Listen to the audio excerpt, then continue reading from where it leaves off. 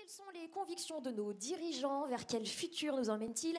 Et finalement, quelles seront les nouvelles modernités des entreprises du secteur de l'assurance? Nous allons commencer avec vous, Pascal Demurger. Quelle est la position du groupe Maïf? Alors la position du groupe Maïf ou notre vision sur les transformations, moi je crois qu'il y a vraiment deux vagues qui sont devant nous, et peut-être même deux tsunamis qui vont transformer très profondément la manière dont on conduit notre activité. La première, les deux sont relativement connus. La première l'est sans doute encore plus parce que ça fait plus longtemps que l'on en parle. On commence tout juste à en ressentir un tout petit peu les effets. Cette rupture, c'est évidemment la rupture digitale qui va profondément transformer la manière dont on fait de l'assurance, à la fois la manière dont on fait de l'assurance en interne. Évidemment, on ne fait plus de l'assurance de la même façon avec l'intelligence artificielle, avec le big data. Évidemment, il faut tenir compte des nouvelles exigences des clients sur l'expérience utilisateur et des salariés également d'ailleurs. Bien sûr, le marché lui-même va être profondément transformé, l'irruption de nouveaux acteurs dont certains seront vraisemblablement extrêmement puissants, sans doute d'ailleurs des modes de distribution de l'assurance qui vont évoluer avec un vrai risque d'intermédiation par de nouveaux acteurs à la faveur de ce que permet le digital. On pourrait multiplier les exemples de transformation profonde de notre industrie par le digital. Je crois qu'aujourd'hui, tout ça est quand même relativement connu et commence à être intégré dans la stratégie des différentes compagnies. Derrière ce premier tsunami, derrière cette première vague, il y en a une seconde qui est peut-être encore plus haute, mais que l'on voit moins, cachée sans doute par la première, qui est précisément la vague plus sociologique d'une transformation très profonde des attentes du grand public, du vaste monde, à l'égard du monde de l'entreprise. Alors ça concerne l'assurance, mais ça concerne absolument tous les secteurs. Moi, je crois profondément que demain, il va y avoir un niveau d'exigence fixé par les clients, fixé par les salariés, fixé par les épargnants, par les investisseurs, à l'égard de l'entreprise qui va considérablement progresser. Et les gens vont exiger, au fond, demain, des entreprises qu'elles aient des comportements beaucoup plus vertueux, qu'elles aient un impact positif sur leurs parties prenantes immédiates, sur leurs collaborateurs, sur leurs clients, mais aussi sur la société en général et sur l'environnement. Et on n'acceptera plus des entreprises qu'elles continuent à soit mal se comporter, soit polluer, soit détruire, au fond, l'avenir des futures générations, comme le disait Madame Resson. Et cette attente, évidemment, elle progresse. Alors, elle commence quand même. On voit qu'elle progresse assez rapidement ces derniers mois. En tout cas, je pense qu'il serait très aventureux aujourd'hui pour un dirigeant d'entreprise, quel que soit le secteur, mais y compris bien sûr le secteur de l'assurance, très aventureux à long terme de ne pas considérer cette attente et de ne pas l'intégrer dans ses modes de fonctionnement. Merci beaucoup Pascal Demurger pour ce tour d'horizon de votre position au groupe Maïf. Olivier Jaillon, quelle est la vision du côté de la Parisienne Assurance ? Je partage avec Pascal les deux piliers en fait, de transformation. Le premier qui est le digital, qui est une évidence aujourd'hui. Je crois qu'en fait, il y a maintenant un certain nombre de business models qui ne sont développables que grâce au digital. Si on regarde les grandes transformations de société, on parle toujours du mouvement d'une économie de la propriété vers une économie de l'usage.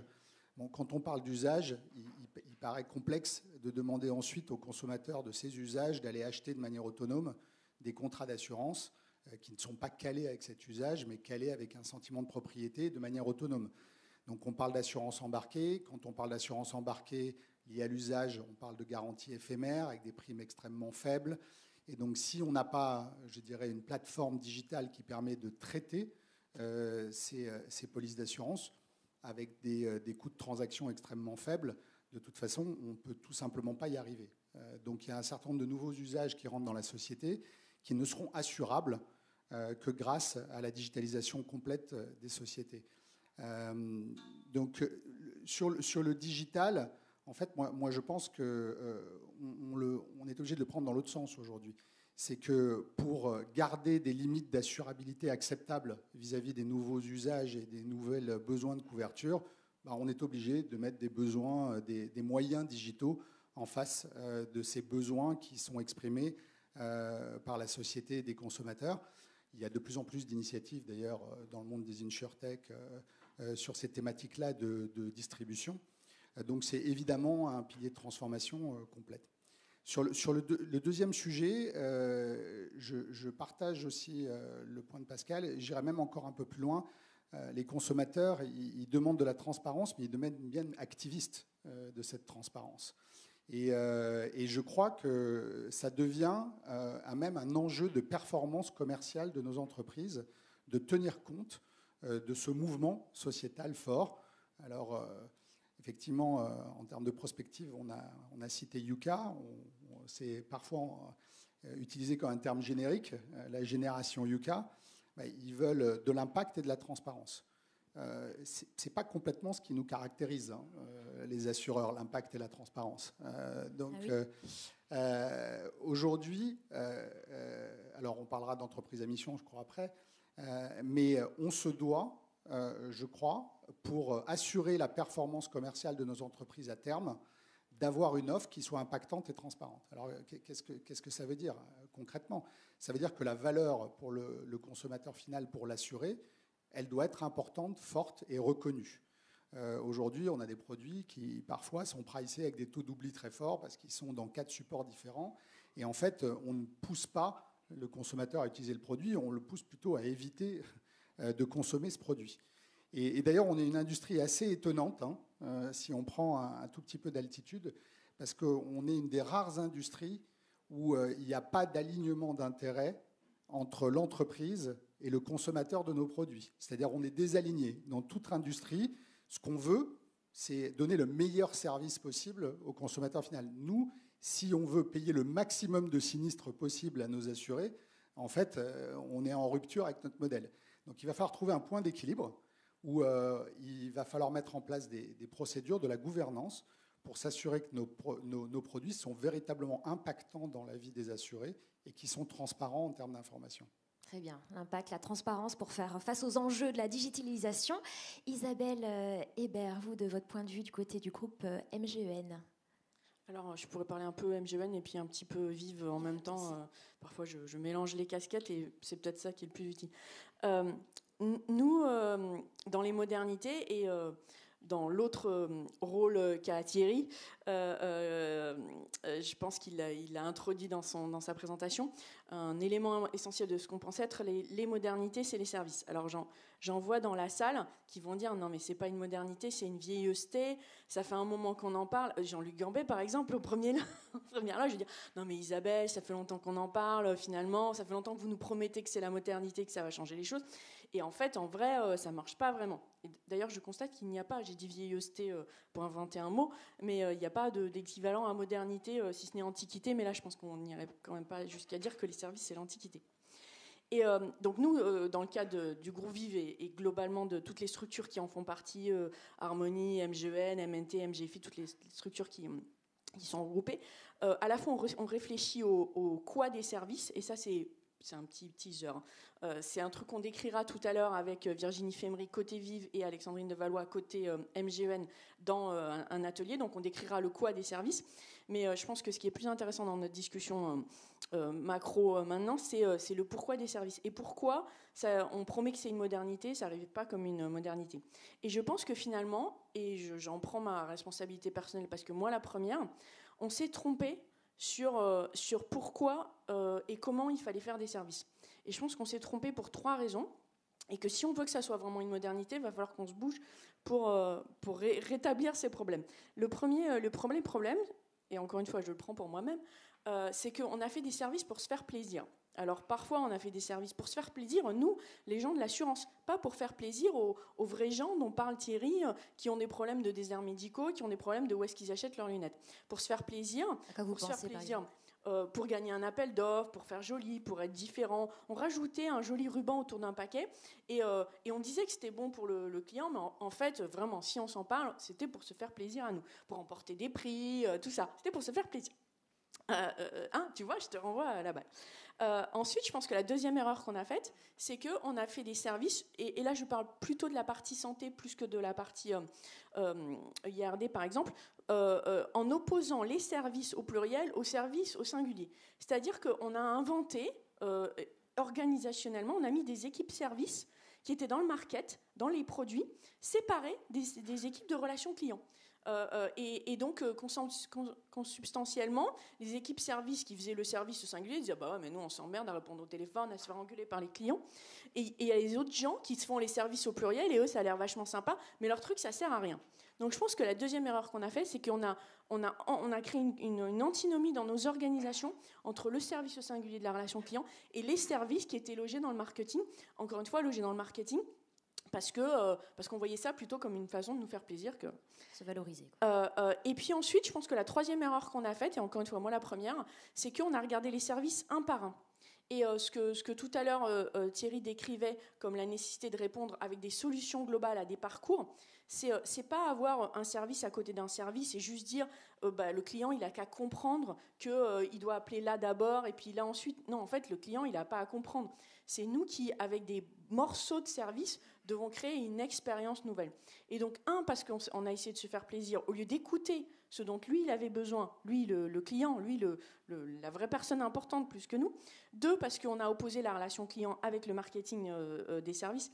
Et 3, parce qu'on n'a pas modularisé les services, on les a regardés chacun comme un produit différent. En fait... ça ne peut pas marcher, la transformation servicielle, elle ne peut pas marcher. Donc, si la modernité des services, c'est de vraiment faire des services qui ne sont pas différents du service au singulier, c'est plus dans l'exécution que dans un nouveau concept, en fait. D'accord. Donc, cette modernité par le service client dont vous parlez visiblement depuis longtemps, vous avez identifié donc les leviers pour pouvoir y parvenir pour de vrai. Je vais passer à vous, Benoît Douxamy, chez GAN Patrimoine. Que signifie l'entreprise à mission sur les aspects produits-vie, par exemple ? Alors, c'est vrai que nous, chez GAN Patrimoine, mais globalement, dans tout ce qui est vie, on a une problématique qui est effectivement le vieillissement aussi de nos clients. On a du mal à aller chercher des clients plus jeunes, alors, parce qu'ils ont moins d'argent, mais pour autant aussi parce qu'ils sont moins intéressés par nos produits. Je pense que c'est des produits qui sont, excusez-moi l'expression, un petit peu barbants, c'est pas très fun, les gens n'ont pas envie de s'intéresser aux produits qu'on fait. Et c'est un peu pareil d'ailleurs pour nos distributeurs, nos vendeurs. Nous, on a 500 personnes tous les jours qui vont rencontrer nos clients. Et finalement, on s'est rendu compte de quelque chose, c'est que il y avait assez. On a l'impression qu'on travaille vraiment pour l'avenir, pour les clients, qu'on les protège, qu'on travaille avec eux sur leur retraite, sur des problèmes de dépendance, de prévoyance, etc. Mais c'est pas tout à fait en fait ce que nous renvoie le client. C'est pas tout à fait ce que nous renvoient nos vendeurs, distributeurs, conseillers. Et en fait, ce sur quoi on a beaucoup essayé de travailler, c'est sur les produits et ce qu'on mettait dans nos produits. Et on a beaucoup travaillé assez récemment maintenant sur des produits verts, sur des produits pour réduire l'empreinte carbone, par exemple. Et on a lancé des produits structurés ou des UC, mais là, typiquement, on a fait quelques produits structurés sur des derniers semestres qui sont aujourd'hui pas loin de représenter 30 ou 40% de nos ventes, qui sont des produits verts ou alors vraiment des produits qui réduisent l'empreinte carbone ou des produits autour du climat, etc. Je vais donner un exemple. On travaille sur des indices dans lesquels on rentre des valeurs. Et on rentre des valeurs qui vont qui s'engagent, des entreprises qui s'engagent à avoir un impact sur l'empreinte carbone et qu'on va mesurer. Et ça veut dire que si je prends ces entreprises, on va prendre Evian par exemple, dans les 50 ou 60 entreprises qu'il y a, on va avoir Evian, ils sont engagés à, d'ici 2020 et quelques, 28 de mémoire, à réutiliser tout le plastique et à le remettre effectivement, à le réutiliser. Pareil pour Adidas, qui s'engage à refaire 100% des chaussures avec des matières qui peuvent réutiliser, etc. On a une entreprise qui est un peu plus étonnante, comme Pernod Ricard. Alors, ça n'a rien à voir avec l'eau d'Evian. Hein. C'est plus par rapport, bien que, mais c'est un peu tôt.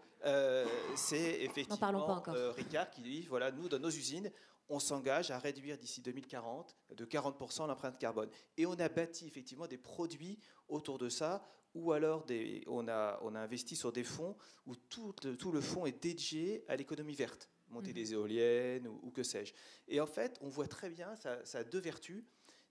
les gens qui achètent ces produits, quand on en parle, ils sont très intéressés. Ils disent c'est génial ce que vous faites parce que, je place mon argent, c'est des produits qui sont rentables, sinon on ne le ferait pas évidemment. Et en plus, je donne un sens à mon épargne, je donne un sens à mon investissement. Et pour la personne qui distribue ce produit, ça change tout. Et nous, on le voit très bien, nos distributeurs, nos conseillers aujourd'hui, ils sont super fiers de proposer ces produits.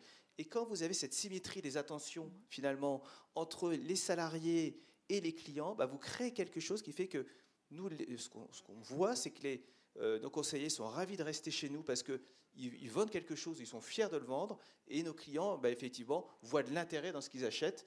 Et on a la faiblesse de croire que c'est un peu ça aussi, la modernité de l'assurance de demain, c'est donner du sens à des choses qui, pour autant, n'en ont pas toujours, ou en tout cas, vu de loin, n'en paraissent pas en avoir. Donc des produits pour l'entreprise à mission. Alors vous en avez parlé des collaborateurs, vous avez abordé. Je vais vous demander, Isabelle Hébert, comment cette transformation, elle impacte justement les collaborateurs ?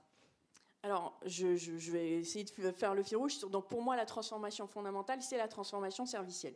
Donc, ça veut dire quoi pour les équipes des collaborateurs ? Alors déjà, dans le monde d'il n'y a pas longtemps, voire encore d'aujourd'hui, j'ai mes équipes de relations clients d'un côté, c'est quand même le gros de nos entreprises, j'ai mes équipes du développement, et puis j'ai mes équipes des services au siège qui font le marketing. Et finalement, organisationnellement, tout le monde aime bien dire que c'est un problème, les silos dans l'entreprise, qu'on serait plus efficace si on était plus transverse, etc. Mais en fait, parfois, quand même, ça arrange bien tout le monde de savoir clairement que mon job, il commence ici, mon job, il finit là. La polyvalence a ses limites. Voilà, et donc finalement, on adore dire qu'on voudrait être vachement plus poreux, flouté, etc. Mais dans le fond, parfois, dans le quotidien de tous les jours, les équipes, elles aiment bien quand il y a un petit peu c'est cadré. Et donc là, on arrive, on dit, vous allez rire, nos clients, ils sont tous en transfo serviciel, autant que nous, tous ceux que tu mentionnais, ils ont leur propre stratégie servicielle. Donc si nous, on n'en a pas une, ils vont nous dire vous êtes des gros losers parce que nous, grands comptes, on évolue nos business models et vous devriez faire pareil au minimum. Donc on se dit, cette transformation servicielle, elle aura 3 trucs. Elle aura un aspect technologique. C'est quoi les bons systèmes d'information pour permettre cette transfo servicielle ? Et comme tous les services, qui soient relations clients ou services additionnels, ils ne sont pas au même endroit, il faudra un grand truc appaysé sur lequel toutes les mutuelles de vie, par exemple, pourront se connecter tout autant chez mes docteurs que chez RMA, tout autant que chez Novaccess et nos structures. Donc déjà, il faut des systèmes d'information qui le permettent. Parce que sinon, les collaborateurs, ils n'arriveront pas à faire leur job et ils auront la pression d'avoir une centralisation des informations. Ensuite, il faut faire évoluer nos process. Donc, parce qu'un process de relation client tradit, on m'appelle, je réponds, c'est pas la même chose qu'un process, on m'appelle, évidemment, je réponds, mais je vais peut-être plus loin que la réponse et j'apporte une autre solution que ce que la personne n'a même pas en tête. Je peux faire pour elle parce qu'elle a oublié tout ce que je suis censée avoir mis à sa disposition dans les 4 couches que vous suggériez. Et puis, en même temps, il faut la bonne orga. Et ça c'est moins drôle en fait, c'est moins sympa ce sujet-là. Parce que finalement, l'organisation, tu commences là, ça finit là, c'est plus simple que de dire non, mais en fait, tu commences là, ça finit à peu près là, mais si tu as le client au téléphone et que tu penses que tu peux aller jusque-là, il faut aller jusque-là pour trouver la solution. Alors on va en parler justement tout à l'heure de cette réorganisation. Est-ce qu'il faut la renouveler en profondeur ? Je vais vous demander en attendant, Pascal Demurger, sur ce sujet justement de l'impact sur les collaborateurs. Qu'est-ce que vous en pensez, vous, au groupe Maïf ? Les collaborateurs, ils sont pas. Il n'y a pas d'étanchéité entre l'interne de l'entreprise et l'externe. Les collaborateurs sont aussi des gens qui pensent, qui ont une conscience éventuellement écologique, une conscience sociale, une conscience politique et qui voient bien le monde se transformer et qui veulent prendre aussi leur part dans la contribution, au fond, à la construction d'un monde potentiellement meilleur pour eux et pour leurs enfants. Moi, je pense que le temps où les gens venaient... j'allais dire vendre leur force de travail contre un salaire et c'était l'essentiel du deal entre l'entreprise et le salarié. Heureusement, ce temps est évidemment révolu. On est au XXIe siècle. Les gens ont besoin d'autre chose, ont besoin de motivation, ont besoin de stimulation, ont besoin de sens en réalité et ont besoin de fierté. Moi, je crois qu'on ne peut plus, entraîner la communauté humaine qu'est d'abord l'entreprise, si on n'a pas la capacité effectivement à délivrer du sens et à la fois un sens très général, une vision, au fond, de l'évolution du monde, de la part que l'entreprise pourra y prendre de sa contribution, évidemment en décliner une stratégie qui soit complètement cohérente et qui soit totalement efficace. C'est la question de l'alignement des intérêts est pour moi un sujet central, et puis décliner jusqu'à la contribution individuelle de chacun à cette mission beaucoup plus large et à ce sens qui le dépasse. Je pense ensuite que les collaborateurs, après avoir besoin de sens, ils ont besoin de confiance. Ils ont besoin de ressentir que l'organisation, l'entreprise, la direction générale, l'ensemble du management, effectivement leur fait confiance. Et ça passe par un niveau de délégation un peu élevé, par des marges de manœuvre plus importantes. Les gens ne sont plus là aujourd'hui simplement pour exécuter des ordres extrêmement précis, pour évoluer à l'intérieur d'un cadre très strict et davantage d'initiative, de responsabilisation, davantage de capacité de décision, de jugement, d'arbitrage, davantage de sollicitation de leur intelligence et de leur capacité à évaluer en situation quelle est la meilleure solution à mettre en œuvre. C'est à la fois très valorisant pour eux, bien sûr, très efficace pour l'entreprise aussi, parce que c'est bien en situation que l'on prend en direct les décisions qui en réalité sont les meilleures. Et puis je crois que les gens ont besoin aujourd'hui d'évoluer dans une ambiance, j'allais dire, peut-être un peu plus bienveillante, peut-être un peu plus coopérative, coopérante, un peu plus collaborative. Je pense que les fantasmes de la compétition individuelle exacerbée que l'on a connu pendant plusieurs décennies et comme moteur au fond de l'efficacité collective, je crois que l'on revient sur de ces fantasmes-là. Et je crois que l'on crée en réalité une dynamique collective et une efficacité beaucoup plus importante sur des modes coopératifs et qu'en plus les gens s'y épanouissent beaucoup plus. Si vous avez ces trois ingrédients, le sens, la confiance et une forme de bienveillance et de coopération dans le mode de fonctionnement et dans le mode de relation, je peux vous dire, et je peux vous le dire d'expérience, qu'on peut créer une dynamique absolument extraordinaire au sein du corps social et qu'il se passe des choses totalement inattendues, y compris que l'on peut mesurer par des choses aussi bêtes que l'effondrement du taux d'absentéisme, que l'on peut mesurer évidemment par tous les baromètres que l'on peut mettre en place et que l'on peut mesurer par des exemples individuels innombrables de gens qui témoignent que une remotivation, mais une remotivation incroyable. Combien de gens sont venus me voir? Je me souviens d'une personne, un exemple parmi mille autres, du fin fond de la compta, une petite dame qui un jour me croise dans un couloir, me tire par la manche et me dit: Monsieur Demurger, je suis vraiment navré de vous solliciter, jamais j'aurais osé le faire, mais quand même il faut que vous sachiez, moi ça fait 2 ans que je devrais être parti à la retraite, je reste, j'avais vraiment prévu de partir, je reste parce que j'ai envie de vivre ça. Voilà, c'est des témoignages qui disent des choses quand même. Ah oui, en effet, l'humain avant tout, c'est beau. Et ce que vous nous dites, c'est que finalement, considérer les collaborateurs par rapport à leurs attentes aussi qu'ils ont, eux, personnellement, dans leur quotidien, et donc comme vos clients. Benoît Douxamy, vous nous avez parlé d'un nouveau visage du conseiller. Vous pouvez m'en dire plus ? Je peux que renforcer ce que dit Pascal, qui est très juste dans toutes nos entreprises. Et c'est vrai que le nouveau visage du collaborateur, nous, 80% des collaborateurs, ils sont conseillers commerciaux ou en tout cas chez les clients. Et nous, on s'est rendu compte qu'on avait un taux de départ de nos conseillers qui était très élevé. Et on a vraiment cherché assez loin pour savoir mais qu'est-ce qui se passait, qu'est-ce qu'il faudrait faire pour changer la vision du collaborateur à l'entreprise. Sachant qu'on a une partie, nous, des collaborateurs qui sont plus ou moins indépendants, avec un statut de mandataire dans l'assurance, enfin, les gens connaissent bien ça, mais les gens tournent et finalement c'est encore plus difficile de se dire mais qu'est-ce qu'il faut faire pour garder les gens, pour que vous soyez heureux d'aller bosser. Alors on fait tout un tas d'enquêtes, maintenant on fait deux enquêtes par an, on les fait venir, on fait des ateliers 2 fois par an, on cherche effectivement les sources de motivation, les sources qui pourraient faire que les gens soient encore plus heureux d'aller travailler et fiers. Et à un moment on est arrivé sur, c'est un des exemples, sur il faut développer davantage la valeur ajoutée du conseiller en face à face, parce que on en a assez peu parlé, mais quelque chose qui nous semble nous très important, c'est que l'assurance de demain, elle est forcément digitale, elle est forcément multicanal, mais dans le multicanal, il y a un gros sujet sur le face-à-face et comment effectivement on peut créer cette relation, en particulier sur des produits qui peuvent être assez anxiogènes, ou en tout cas qui vous engagent sur les 30 ans qui viennent. Et nous, on a voulu créer ce qu'on a appelé le conseiller 3.0 à réalité augmentée. Alors on peut dire tout ce qu'on veut, c'est un peu de marketing derrière. Concrètement, qu'est-ce que c'est? Mais concrètement, c'est quoi? C'est de se dire, on va donner plus de sens aux offres, donc on en a parlé rapidement tout à l'heure, plus de sens autour des services, donc on a aussi essayé d'apporter plus de services, ça va être...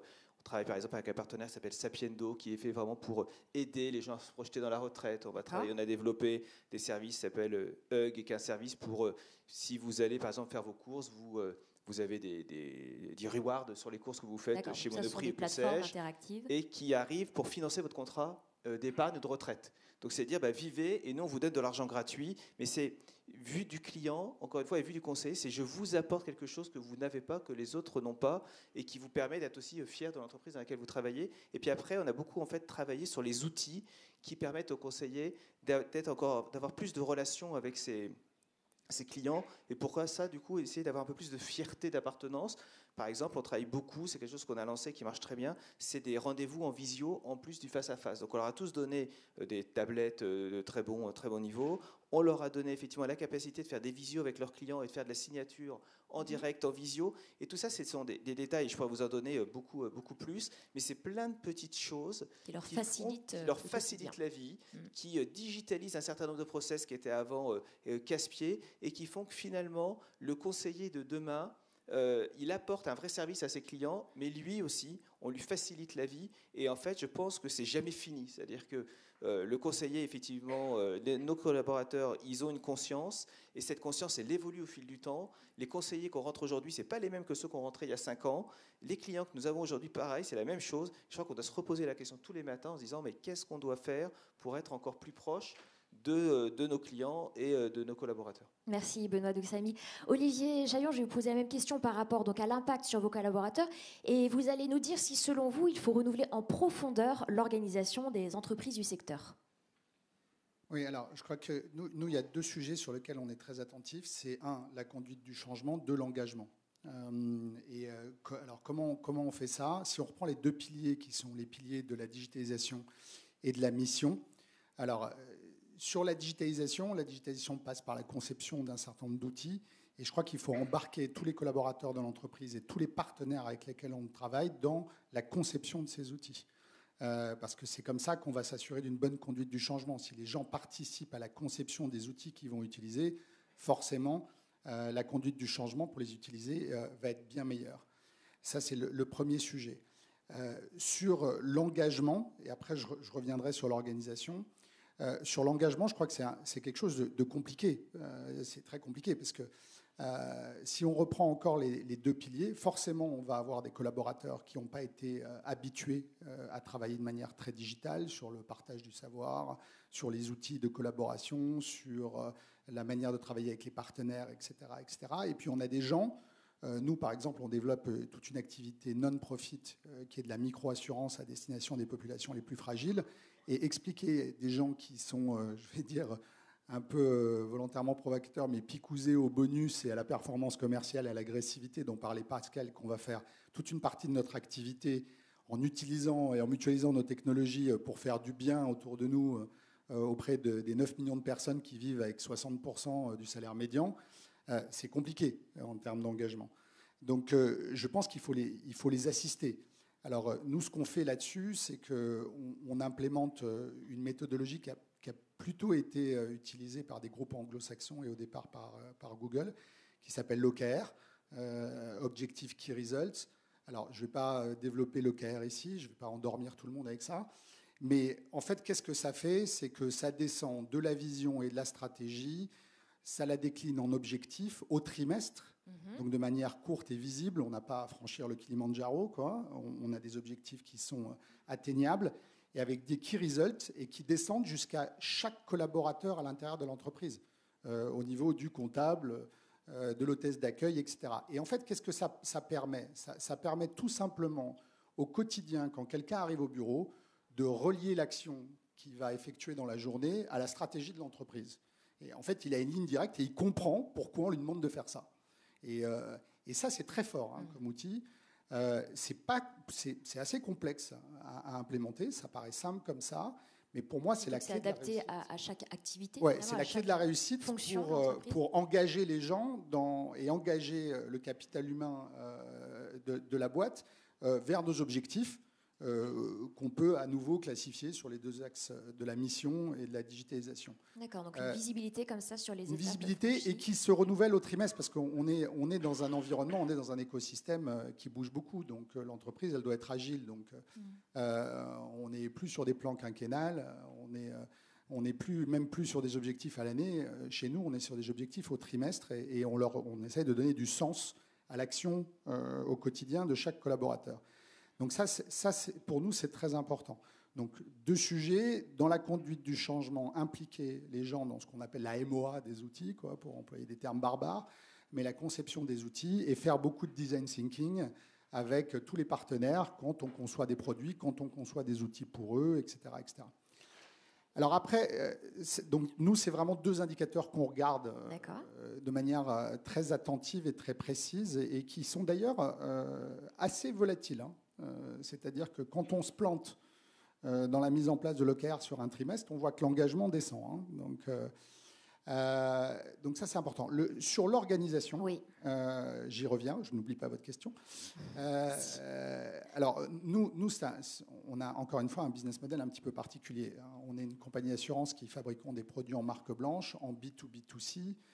Donc, on a des grands partenaires. Donc, on n'a pas on ne s'adresse pas au consommateur final, comme la plupart des participants à ce panel, donc c'est un petit peu différent. Mais qu'est-ce qu'on a fait? Alors nous, on a créé une méthodologie d'entreprise, parce qu'on croit beaucoup plus à la méthodo qu'à l'organisation, la hiérarchie. Et ensuite, cette méthodo d'entreprise, en fait, elle cadence notre vie au quotidien. Et elle donne le cadre. Vous parliez de flouter, que les responsabilités, ça doit être un peu plus poreux, flouter, etc. Moi, je suis pour le principe de subsidiarité, c'est-à-dire, Pascal en parlait, c'est-à-dire que la décision, on doit essayer qu'elle soit prise au niveau de la personne qui a la connaissance.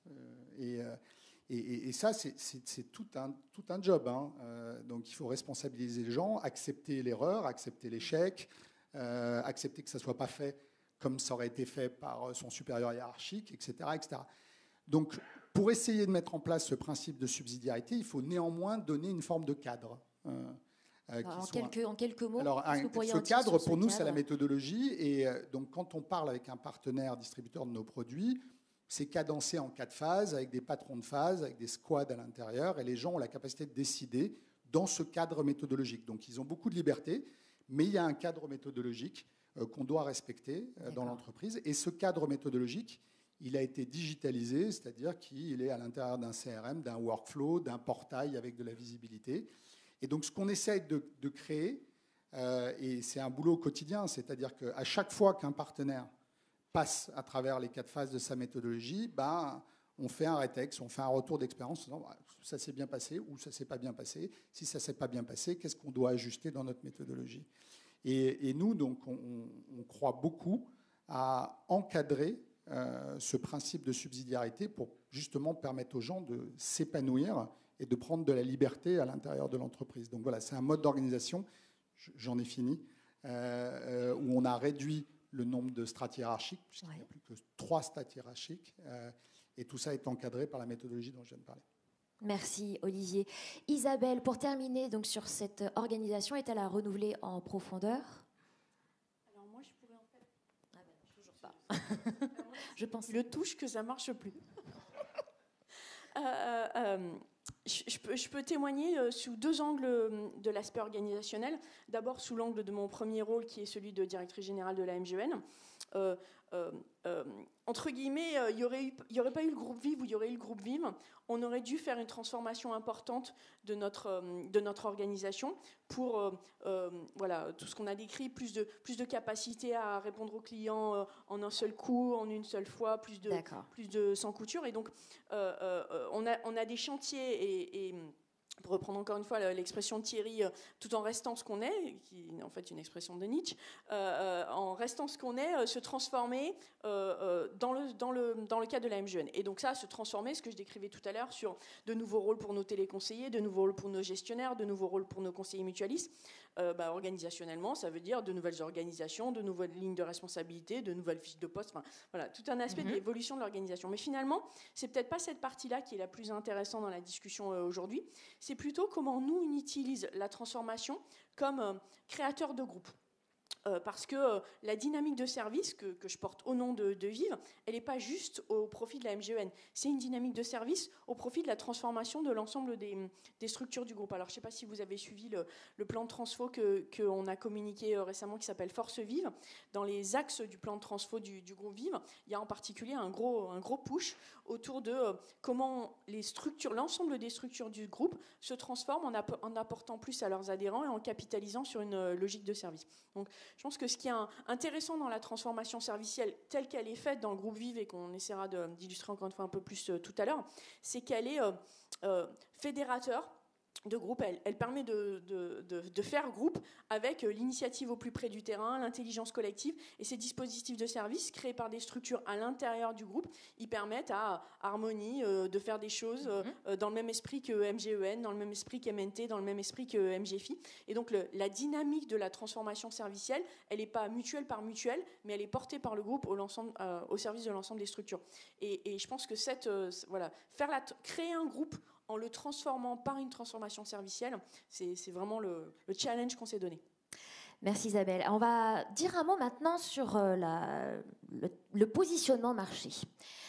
Comment se traduisent ces nouvelles modernités? Vous, Isabelle, vous nous avez parlé du choix de la MGEN de participer à la construction du groupe Vive. Pascal Demurger, la Maïf, a au contraire décidé de rester à l'écart du mouvement de consolidation qu'on observe sur le marché. Pouvez-vous nous expliquer ce choix? Alors, je me permets d'intervenir. Je vais vous le demander en quelques mots, parce que là, alors, on est... en quelques mots, c'est extrêmement simple en réalité. Je disais tout à l'heure que pour moi, il y a deux défis auxquels nous allons être confrontés, le défi digital et le défi plus sociologique et de l'engagement. Évidemment, de manière cohérente, face à ces deux défis, il y a pour nous deux réponses. D'un côté, une réponse, au fond, la réponse au digital, c'est la question de l'agilité, la capacité à innover en permanence, la capacité à changer, à pivoter très rapidement, à s'adapter en permanence aux évolutions qui sont extrêmement rapides et extrêmement profondes. Et puis, la réponse aux défis plus sociologiques sur la question de l'engagement, c'est ce que j'aime bien appeler, moi, la singularité de la marque. Et la Maïf, de ce point de vue-là, je crois, se singularise effectivement avec des engagements extrêmement profonds dans le cœur même de son activité. Pivot, agilité et singularité, c'est exactement ce que l'on détruit, me semble-t-il, ou en tout cas ce que l'on complique lorsque l'on se regroupe avec d'autres. L'agilité est plutôt synonyme généralement de taille pas trop importante, et c'est vrai que créer des groupes, ce sont toujours des moments d'une rare complexité. À la fois, ne serait-ce qu'au premier niveau, celui de la gouvernance, fondre des systèmes d'information entre eux, on en mesure la complexité, des équipes, des cultures entre elles, c'est extrêmement long. Moi, je crois qu'on perd beaucoup d'agilité, beaucoup de vitesse, beaucoup de rapidité dans ces mouvements de fusion. Et puis la singularité, évidemment qu'une marque un peu forte comme la marque Maïf est surtout très singulière, qui a un message particulier. Moi, je n'ai pas envie de diluer cette marque dans un ensemble plus vaste et d'affadir au fond la singularité de cette marque. Et donc là où, me semble-t-il, les regroupements étaient pertinents, étaient des réponses pertinentes dans un monde qui évoluait relativement lentement, où il y avait une recherche de la taille la plus importante pour des gains de productivité, pour une efficacité opérationnelle plus significative. Pour ce qui nous concerne, mais évidemment, chacun évolue dans un contexte particulier, mais pour ce qui nous concerne, je crois que dans le monde dans lequel on vit, très évolutif et dans lequel il faut se singulariser par des formes d'engagement, ça n'est plus tout à fait la réponse pertinente. Très bien. C'est très intéressant d'avoir ces points de vue différents, ces positionnements différents. Olivier Jaillon, juste en quelques moitiés de mots, vous vouliez dire un mot sur votre positionnement sur le marché, justement. Oui, alors le positionnement, enfin je reviens à ce que j'avais dit tout au début, je pense que l'économie est en train de bouger de la propriété vers l'usage, ce qui crée des besoins nouveaux d'assurance, qui sont des besoins basés sur l'usage et sur le côté éphémère de l'assurance associée. Je pense que, alors c'est une évolution à très long terme, je pense que l'assurance des produits du particulier doit être embarquée à terme dans d'autres produits et dans d'autres services. Je pense qu'on utilisera des biens et qu'ils devront être automatiquement couverts pour les risques qui y sont associés. Donc je vois mal, dans 10 ou 15 ans ou 20 ans, continuer à acheter des contrats de manière autonome à côté de cet usage. Alors je finirai juste par une phrase. Sur ce mouvement, effectivement, il y a beaucoup de chimères.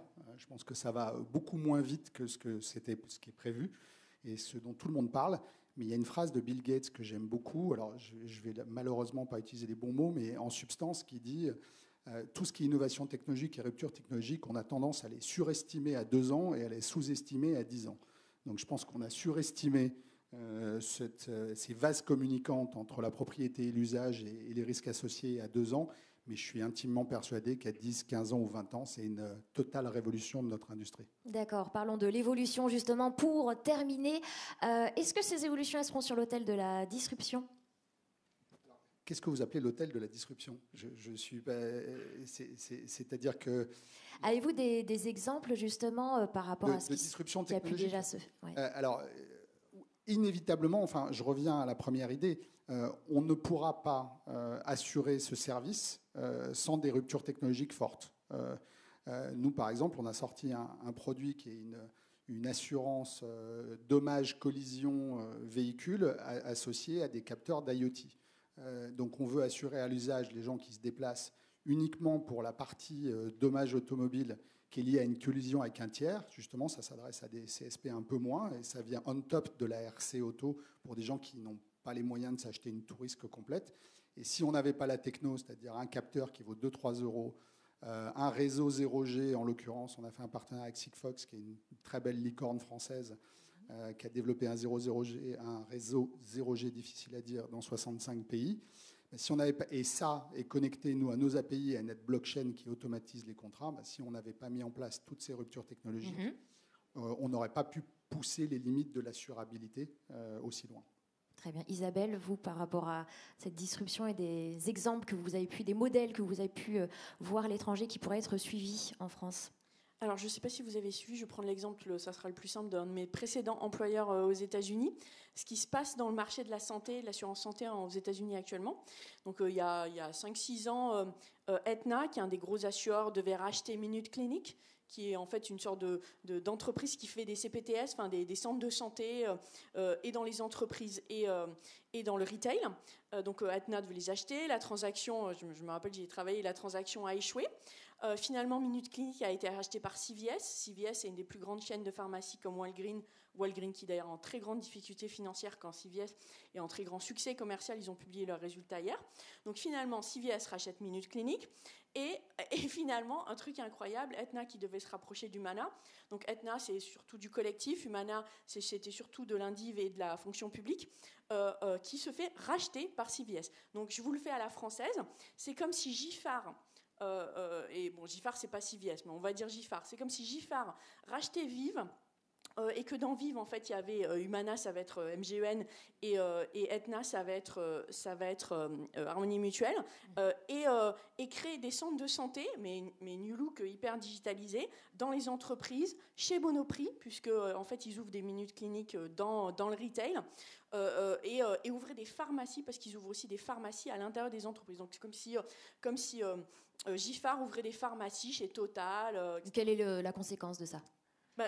Ça, c'est juste pas du tout. D'abord, nous, on se focalise sur nos petits sujets et nos petits enjeux à nous. Ça, c'est disruptif dans un autre genre. Ça touche pas l'assurance, en fait. C'est dire que la ligne entre la pharmacie, et je parle même pas de la ligne entre le care delivery que serait le livre 3 et le livre 2, la ligne entre la pharmacie, nous, on peut pas le faire juridiquement aujourd'hui. La ligne entre la pharmacie, l'assurance, l'entreprise en tant que client, elle change complètement. Le risque qu'on a, nous, en France, c'est qu'on se focalise sur ce qu'on a le droit de faire ou pas le droit de faire, la réglementation, et qu'on réalise pas du tout qu'il y a des modèles qui ont rien à voir, qui sont en train d'émerger. Parce que si ça se trouve, le modèle américain du healthcare insurance dans 3 ans aux US, ça sera la pharmacie et ce qu'on appelle Pharmacy Benefits Management qui le portera et plus du tout les assureurs. Et je pense que nous, on est complètement à côté de ce genre de sujet. Eh bien, merci à tous. Nous avons dépassé un petit peu le timing, mais c'est très intéressant. Vous aviez encore certainement beaucoup de choses à nous dire, mais déjà, on a entendu l'essentiel. Alors, merci Pascal Demurger, Olivier Jaillon, Isabelle Hébert et Benoît Douxamy. Voilà, nous avons apporté vos convictions sur les nouvelles modernités pour les entreprises de l'assurance.